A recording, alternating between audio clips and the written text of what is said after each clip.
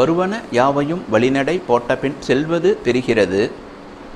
இந்த வரவிற்கும் செலவிற்கும் வழிவிட்ட இறைவனின் வழி மட்டும் தொடர்கிறது. அன்பான சிடிஎன் ரசிக பெருமக்களுக்கும் சிடிஎன் சம்பந்தப்பட்ட அனைவருக்கும் பணிவான வணக்கங்கள். ஜோதிடமும் ஆன்மீகமும் என்ற நிகழ்ச்சியின் மூலம் உங்களை சந்திப்பதில் மன மகிழ்ச்சி கொள்கிறேன். செய்யுள். பிதாவுக்கு பேரதிர்ஷ்டம், இது செய்யுளின் பெயர். இச்செய்யுள் சொன்ன ஐந்துடைய கோலன் சுபரோடு வாழ அல்லால் மின்னும் ஓர் கதிரோன் தானும் பெருமையாய் சுபரோடாகி தன்மையாய் ஐந்தில் தானே சதிரோடு சுபரே ஊற அன்னமே கேளாய் தந்தையானவன் சுகத்தில் வாழ்வான். சொன்னது செய்யுள். இனி இதனுடைய பொருள்: அன்னம் போன்ற நடையுடைய அழகிய பெண்ணே, கேட்பாயாக. ஐந்து குடையவனும் சுபகிரகங்களுடன் இணைந்திருக்க, சூரியனும் சுபகிரகங்களுடன் கூடியிருக்க, ஐந்தாம் ஸ்தானத்தில் சுபர்கள் நின்றிருந்தால் அந்த ஜாதகனுடைய தந்தை சுகபோகமான வாழ்க்கை நடத்துவான். சொன்னது செய்யுளுடைய பொருள். இந்த மாதிரியே நிறைய பேரை பார்க்குறோம். ஒரு குழந்தை பிறந்ததற்கு அப்புறம் ஒரு சில தாய் தகப்பன் பெரிய நல்ல இடத்தை பிடிக்கிறாங்க. ஒரு குழந்தை பிறந்ததுக்கு அப்புறம் ஒரு சில தாய் தந்தையர் தீய இடத்தையும் பிடிக்கிறாங்க. இப்போ இதுக்கு குழந்தை தான் காரணம்னா தான் தப்பு. என்ன கேட்டால், நாம் எந்த மாதிரி அனுபவிக்கணும்னு நம்ம எழுதி வாங்கிட்டு வந்திருக்கிறோமோ அதுபடி நடக்கும். அப்போ குழந்தையினால் அந்த மாற்றங்கள் கிடையாது. அப்போ இவன் குழந்தைக்கு பிறந்ததுக்கு அப்புறம் பெரிய அதிர்ஷ்டத்தை பெறான் அப்படின்னா, இவனுடைய முன்ஜென்மம் அப்படிங்கிறது என்ன அப்படின்னா, குழந்தை பிறந்துடுச்சு. பிறந்ததுக்கப்புறம் அந்த குழந்தை மீது பேரன்பு கொண்டவன். பார்த்திங்கன்னா, நான் பிறக்கிறதுக்கே எங்கள் அப்பா காரணம். இந்த குழந்தை பிறந்து குழந்தை பருவத்தில் ஒரு சில தொந்தரவுகள் பெற்றோருக்கு கொடுக்கும் தான். இப்படிலாம் நானும் தானே எங்கள் அப்பா அம்மாவுக்கு கொடுத்துருப்பேன், என்னை அதையெல்லாம் தாண்டி இந்த அளவுக்கு கொண்டு வந்தாங்க இல்லையா அப்படின்ட்டு அதன் பின்னாடி அவங்க அப்பா அம்மாவை ஒரு பிரமிக்கத்தக்க அளவில் நல்லபடியாக வழி நடத்தியிருப்பான். குழந்தைகள் மீதும் அன்பு குறைக்கிறதில்ல. குழந்தைங்கன்னா இப்படி தான் இருக்கும், அதுதானே ஒரு பொது உண்மை. அப்போ குழந்தைகள் மீதும் அன்பு செலுத்தியவன், மேலும் மனைவி மீதும் அன்பு செலுத்தியவன். ஒரு குழந்தையை பெற்றெடுக்க தாய் என்ன பாடுபடுறாங்க. பல சினிமாவில் விதவிதமாக அதுக்கு சொல்கிறாங்க.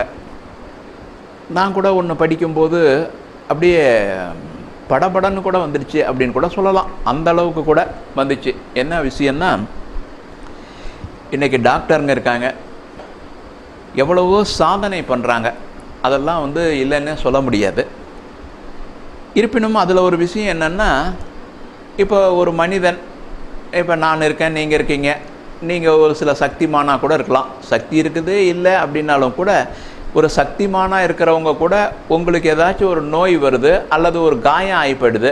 இந்த காயத்தின் வலி இவ்வளோ இருக்கும் அப்படின்னு அதுக்கு ஒரு அளவு கொடுத்துட்றாங்க. இந்த அளவுக்கு சக்தி உள்ள ஒரு மனிதன் இந்த அளவுக்கு ஒரு வலியை மட்டுமே தாங்க முடியும். அந்த வலியின் அளவை மீறி போச்சுன்னா உயிர் போயிடும். இது இன்றைக்கி டாக்டர் லைனில் வருது.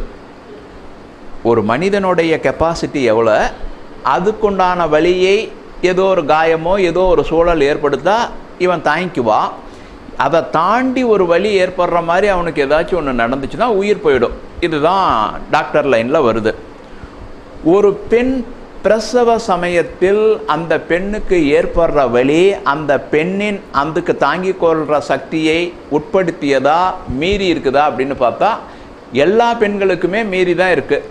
மீறி இருக்கிறத தாண்டி எப்படி அந்த பெண் அந்த குழந்தைகளை பெற்றெடுத்து மறுபடியும் நல்லா வாழ்கிறாங்க அப்படின்னு டாக்டர் லைனில் கேட்டால் இன்றைக்கி இதுக்கு சரியான பதில் இல்லை. ஏதோ காரணம் சொல்லலாம். சிம்பிள்.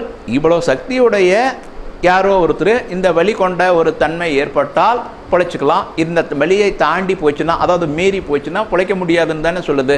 பிரசவ காலத்தில் பெண்களின் நிலைமை என்ன அப்படின்னா, இன்றைக்கி டாக்டருங்க அதுக்கு ஒரு பெரிய விளக்கம் சொல்ல முடியல.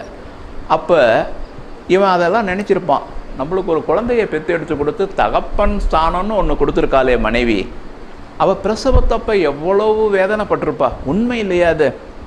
அப்போ அதுதான் சிம்பிளாக சொல்லுவாங்க, மறுஜென்மம் எடுத்ததும்பாங்க. அப்போ மனைவியின் மீது பேரன்பு, தாய் தந்தையர் மீது பேரன்பு, குழந்தை மீது பேரன்பு, இந்த ஜென்மத்தில் இவனுக்கு ஒரு சுப போகம் கெட்டாமல் இருக்குமா? கிட்டியே தீரும். அப்போ இந்த சுப போகங்களை மேலும் அதிகரித்து கொள்ள இந்த ஜாதகத்தின் பாக்கிய ஸ்தானாதிபதிகளையும் சூரிய நமஸ்காரமும் செய்தாலே கிடைக்கும். தானாகவே கிடைக்கும், செய்தால் இன்னும் மேலே கிடைக்கும். மேலும் குலதெய்வத்தை நல்லா கும்பிட்டு வந்தால் இதோடைய விஷயங்கள், அதாவது இந்த சுப போக விஷயங்கள், சுகபோக விஷயங்கள் மேலும் மேலும் அதிகரித்து நல்லபடியாக இருக்கும் வாய்ப்பு உண்டு. அடுத்து அடியனிடம் ஜோதிடம் பார்க்கணும், பொருத்தம் பார்க்கணுன்னா வாட்ஸ்அப்பில் அனுப்பி வச்சே பார்க்கலாம். நேரில் வந்தால் எந்த அளவில் திருப்தி இருக்குமோ அதே அளவில் இருக்கும். நேரமும் மிச்சம், பாதுகாப்பாகவும் இருந்துக்கலாம். பார்ப்பதற்கு ஃபோன்பே ஜிபே செய்தால் போதுமானது. நேரில் தான் வரணுன்னா ஃபோன் பண்ணிவிட்டு வந்துடுங்க.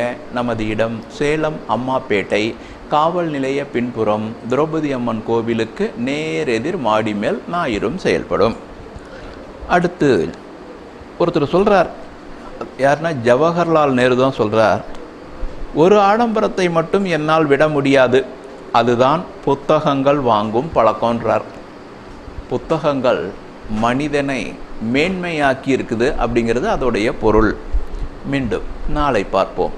அனைவரும் வளமும் நலமும் பெற திருப்பதி திருமலை திருவேங்கடவனின் தாமரை பொற்பாதத்தை பணிகிறேன். நன்றி, வணக்கம்.